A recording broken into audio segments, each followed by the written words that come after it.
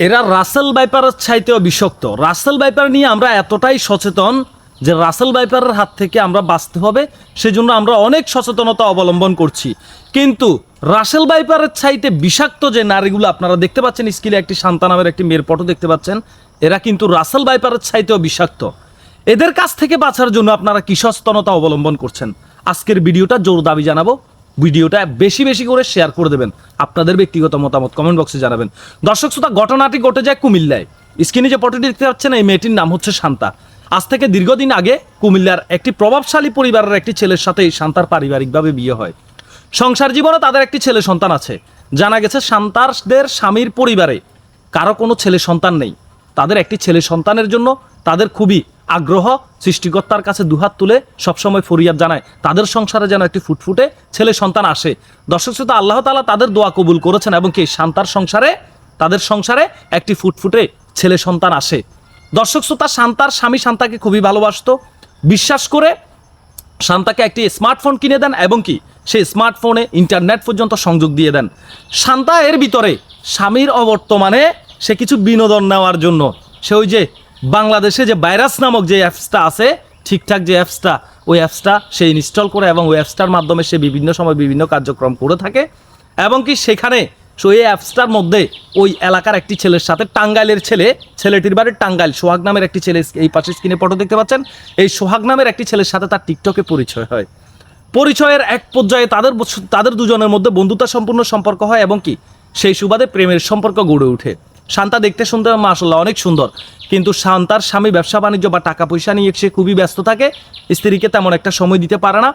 এই সুযোগে একজন পুরুষ তো শুধুমাত্র তার স্ত্রী সন্তানের মুখে হাসি ফোটানোর জন্য, স্ত্রী সন্তানের ভবিষ্যতের জন্য, যেন তারা ভালোভাবে থাকতে পারে, খেয়ে পরেও বাঁচতে পারে, স্ত্রী সন্তানের ভবিষ্যৎ গড়ার কারিগর হলো একজন পুরুষ, মানে নারীর স্বামী। সেই পুরুষ তো তাদের ভবিষ্যৎ গড়া নিয়ে ব্যস্ত, স্ত্রীকে যতটুকু সময় দেওয়ার দিচ্ছে, কিন্তু এর ভিতরে তার হচ্ছে না। সে ওই সোহাগ নামের ওই ছেলের সাথে টিকটক অ্যাপসের মাধ্যমে প্রেমের সম্পর্ক গড়ে ওঠে এবং কি সেই ছেলে এই শান্তাকে ফুসলিয়ে ফাসলিয়ে বিভিন্ন সময় বিভিন্ন জায়গায় নিয়ে যায় এবং কি তারা একসাথে ওই সমস্ত কাজ করে। চিন্তা করে দেখেন স্বামীকে কি পরিমাণ ফাঁকি দিচ্ছে। এর ভিতরে স্বামীর পরিবার জানতে পারলে তাকে কিন্তু অনেকবার হুঁশিয়ার করা হয়, কিন্তু শান্তা কোনোভাবে থেমে নেই। এক পর্যায়ে সেই সোহাগ এই শান্তাকে ফুসলিয়ে ফাসলিয়ে বিয়ের অফার করে। শান্তা সেই সোহাগকে বিয়ে করার জন্য রাজি হয়ে যায় এবং কি সে তার স্বামীকে ডিভোর্স দিয়ে তার যে ছেলে সন্তান আছে সেই ছেলে সন্তানকে তাদের পরিবারে রেখে সে ওই সোহাগের কাছে চলে যায়। আর সে যখন সোহাগের কাছে চলে যায়, সোহাগ যখন জানতে পারে যে শান্তা তার স্বামীকে ডিভোর্স দিয়ে তার কাছে চলে যাচ্ছে, সোহাগ বাড়ি থেকে উদাও। এই সমস্ত নারীদের সাথে কেমন হওয়া উচিত আপনারাই বলবেন। এই শান্তার শেষ পরিণতি কি হয়েছে একবার ভিডিওটা শেষ পর্যন্ত দেখুন। আমি বারবার বলছি, এই শান্তার মতো প্রত্যেকটা নারীকে কাছে এই ভিডিওটা পৌঁছানো দরকার, প্রত্যেকটা নারীর সচেতন হওয়া দরকার। দর্শক শ্রোতা, তার পরবর্তীতে শান্তা সোহাগের বাড়িতে গেলে সোহাগ উদাও, সোহাগ আর বাড়িতে নেই। এর ভিতরে শান্তা 4 দিন পর্যন্ত বিয়ের দাবিতে সোহাগের বাড়িতে অনশন করে, কিন্তু সোহাগ লাপাত্তা, সোহাগকে ফোনে পায় না, সোহাগ পলাতক। অপারক হয়ে এই শান্তার শেষ পর্যন্ত ধৈর্য হারিয়ে সে তো চিন্তা করছে আমার এই পারও গেল ওই পারও গেল, আমি এখন কোনো পারে উঠতে পারবো না, মাছ সাগরে আমাকে ডুবে মরতে হবে। দর্শক শ্রোতা, তার পরবর্তীতে শান্তা সোহাগের ঘরেই রাতের বেলা সে নিজের জীবন নিজে দিয়ে দিয়েছেন। কি হয়েছে, কি পেয়েছেন আপনি? বর্তমান সমাজে অবিবাহিত যে ছেলেরা আছে, কিছু দুশ্চরিত্রা অবিবাহিত ছেলেরাও আছে যারা অন্যের স্ত্রীর প্রতি আসক্ত, প্রবাসীদের স্ত্রীর প্রতি আসক্ত। তারা স্ত্রীর দুর্বলতা খুঁজে নারীর, প্রবাসীরা স্ত্রীদের কাছে থাকে না, তারা দূর দূরান্তে পরিবারের অর্থের যোগান দেওয়ার জন্য, পরিবারকে ভালো রাখার জন্য প্রবাসে ফাড়ি জমায়। সেই অসহায় প্রবাসীদের স্ত্রীর দুর্বলতার সুযোগ নিয়ে কিছু দুশ্চরিত্রা ছেলে আছে যারা ওই প্রবাসীর স্ত্রীদেরকে বিভিন্ন সময় নক করতে থাকে, টিস করতে থাকে, এক পর্যায়ে তাদের সাথে প্রেমের সম্পর্ক করে ফেলে। কথায় আছে প্র্যাকটিস দ্য সাকসেস, চেষ্টায় সফলতা। চেষ্টা করতে করতে নারীর মন গলে যায়, এটাই স্বাভাবিক। তবে চরিত্রবান নারী কখনো, হাজার পুরুষ যদিও চেষ্টা করে, চরিত্রবান নারীকে কখনো তার সতীত্ব থেকে তাকে সরাতে পারে না, তার সতীত্ব থেকে তাকে সরাতে পারে না। যাদের চরিত্র খারাপ একমাত্র তারাই অন্য পুরুষের, স্বামীর বাইরে অন্য পুরুষের ডাকে সাড়া দেন।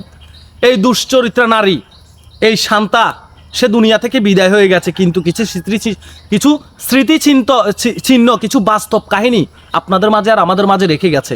তাদের দেখাই এই শান্তাকে দেখে আমাদের বর্তমান সমাজের নারীদের অনেক কিছু শেখার আছে, আপনারা ভিডিওটা শেয়ার করে দেবেন। এই শান্তার শেষ পরিণতি কি হয়েছে? স্বামীকে ঠকাইছে, কিন্তু সেও ঠকছে। এই দুনিয়াতেও সে সুখ পাইল না, পর দুনিয়াতেও কিন্তু সুখ পাবে না। সৃষ্টিকর্তা বলে দিয়েছেন, আত্মহত্যা যারা করে, যারা নিজ দায়িত্বে দুনিয়া থেকে বিদায় হয়ে যায়, তারা চিরদিনের জন্য জাহান্নামে চলে যাবে। তা আল্লাহ তাদেরকে হেদায়েত দান করুক। কোনো নারী যেন এই সমস্ত কাজ না করে, কোনো পুরুষ, কোনো নারী, কোনো মানুষ যেন এই সমস্ত কাজ না করে।